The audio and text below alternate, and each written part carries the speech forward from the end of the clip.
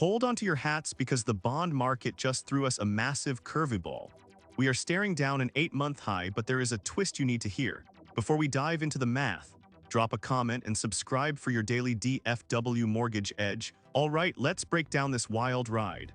Today was a classic example of why the mortgage world is never boring. We started the morning with some heavy news. Rates were climbing and they actually touched a new 8-month high. It felt like a surge that just wouldn't quit. Now you have to understand how this works behind the scenes. Mortgage lenders usually like to set their pricing once in the morning and call it a day. They base these numbers on the MBS market. But when things get volatile, they have to react.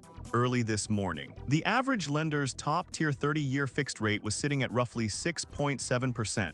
That is a tough pill to swallow for buyers in our neck of the woods.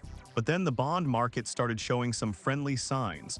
The momentum shifted, fast forward to the afternoon, and we saw a midday reprice that actually brought some relief. The rates took a slight dip, and the average landed at 6.64%. That move was big. It shows that even when we hit long-term highs, the market is still searching for a ceiling.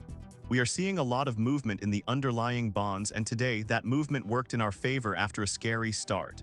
If you are out there hunting for a home in Frisco or touring open houses in McKinney, you know the stakes are high, even in Prosper. Where the market remains competitive, every little bit of movement matters for your monthly payment. You cannot afford to ignore these midday shifts. This is the reality of the current DFW market. It is fast, it is loud, and it requires you to be ready to move when the numbers lean in your direction. So I want to hear from you.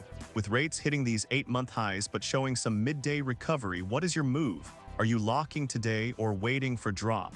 Check your options at loansbyvi.com. Comment, like, and subscribe for more mortgage market updates. See you in the next one.